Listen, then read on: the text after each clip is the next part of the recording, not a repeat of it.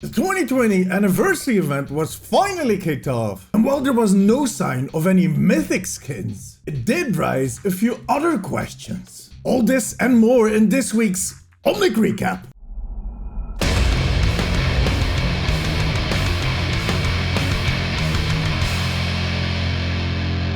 Welcome to the Omnic Recap. I am D from the Omnic Post, and this is what happened this week in Overwatch. It finally happened. The thing that we've been waiting for all year. The highlight of 2020. My birthday. What? Oh. Overwatch's birthday. Wow. I broke it. The anniversary event finally started. My birthday is in 2 months, July 18th. Take notes, no flowers. Candy is okay. For a lot of people, the anniversary event is the best event in Overwatch, and that's understandable. We get to play all of the brawls. Well, a different one every day, but there's a new season of competitive deathmatch, and of course, a ton of loot. You can buy any event skin, except for the ones that you had to pay for with cash, or even pull them out of the loot boxes. The loot boxes. Nah, not going to happen. And that includes that special loot box. To celebrate the anniversary, Blizzard is giving everyone that logs in during the event a legendary loot box. And that legendary loot box guarantees you one legendary. But be cautious, it might turn out to be an old one. I actually did a poll on the Omnic Post asking the followers if they got a 2020 anniversary legendary out of their anniversary legendary loot box. And only half of the people voted yes. But the fact that it was 50-50 tells me that you basically have the 50% chance to get a new item out of that loot box. But I, as always, was in the other 50%. But let's get to the good part, the loot. Well, apart from all the new emotes, voice lines, sprays, victory poses, there were, of course, skins. There are 3 epic skins that you can earn by doing the weekly challenges. The first week it will be Sigma, the second week it will be a skin for Widowmaker, and the last week you'll get McCree donning a new costume. And the 5 legendary skins are random drops from the loot boxes.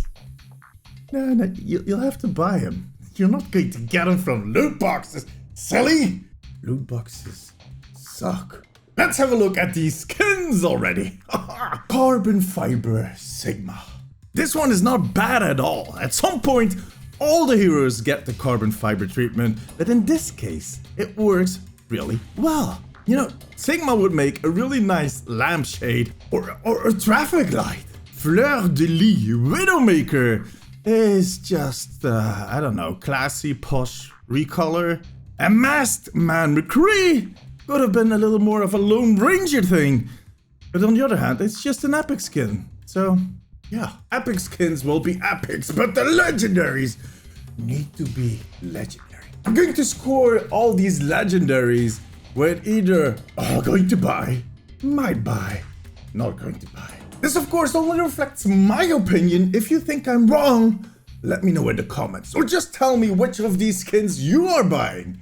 Because you're not getting them out of the loot boxes. We already talked about that like 20 seconds ago. Come on, focus. Little Red Ash seems to be one of the fan favorites. Especially the Granny Wolf Bob is a huge hit. While the short dress on Ash is a bit of a risk. Especially for a hero that spends most of her time higher ground. Yeah. Genji, just keep walking, man. Stop staring. It's rude. The Little Red Ash, for me personally, is a might buy. Masquerade Reaper turned out differently than some people had expected. People actually expected him to look more like his comic counterpart, but it seems that would have been difficult to pull off in the game. The Phantom of the Opera quote on his guns are a nice detail. We'll need more stuff like that, but overall, nah. I'm not buying it, it just... And then there's the Dragoon Mercy. The name of the skin was leaked before we got to see it, which led to some interpretations. And for some, the final result was far away from what they expected. On top of that, the green is kind of dull. So in no time, the internet was swamped and fan-made recolors. But even then, for me personally, it kind of just feels like Mercy in a Halloween dragon costume. So, no, not going to buy it. Submarine Wrecking Ball is by far the cutest of them all. The little moustache, the cap, it just missed something to make it a proper anniversary skin. Maybe they should have added a sonar while he was rolling, like... Not irritating at all. He could have been smoking a little pipe. Oh, bless her.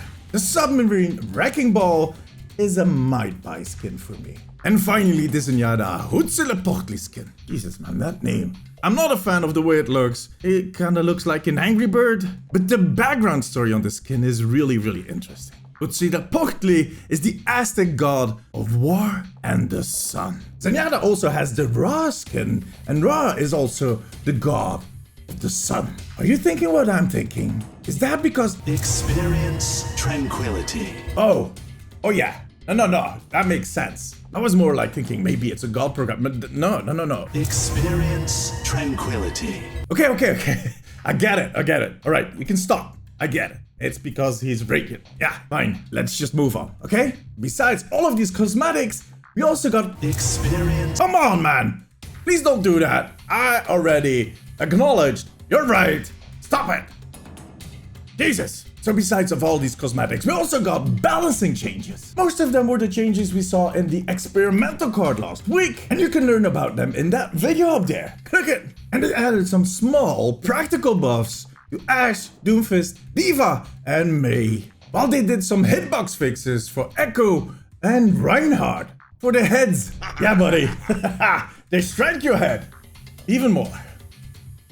For me personally, this anniversary event just doesn't cut it. None of the skins are skins I want to buy. There was no little surprise thingy that they added. But there was one thing that got me and some other community members all riled up. Just for a second. Like, ooh. In their official press screenshots, they showed off Wrecking Ball in a total new underwater setting. At first I was thinking that they maybe slid in a hint towards a new map that might be coming. According to some sources, it's just the result of a really dedicated and talented artist that put him in this unique setting. Which kind of explains why the dock floaty is at the bottom of the ocean. But still, it raises a question, can we still expect a new map before the release of Overwatch 2? And would an underwater map work? In these big glass globes where you see a whale floating by. Till Junkrat, of course, throws one of his mines against that wall, it collapses, and we all drown. Come on, Junkrat! Now, before we go, next weekend we'll be recording episode 100 of our Overwatch podcast, the Omnic Weekly. Come join us on twitch.tv/ATOMIIXTV on Saturday, because we're doing a full Q&A episode where you can ask us any question you want. Me, Hannah, and LP will be answering those questions during the episode 100 recording. Now, if you want to submit your questions, you can do that on the Omnic Weekly Instagram and Twitter. The links are in the description below. And that was it. If you like this video, give it a thumbs up and make sure to subscribe and hit the little bell icon so you get notified every time I upload a video. Follow the Omnic Post on Instagram and Twitter for updates on Overwatch, and you can follow me as ATOMIIXTV on those same platforms. ATOMIIXTV is with 2 eyes. I stream 5 days a week on twitch.tv/ATOMIIXTV. And as always, all the links are in the description below. Thank you all for watching. See you next week. Bye bye.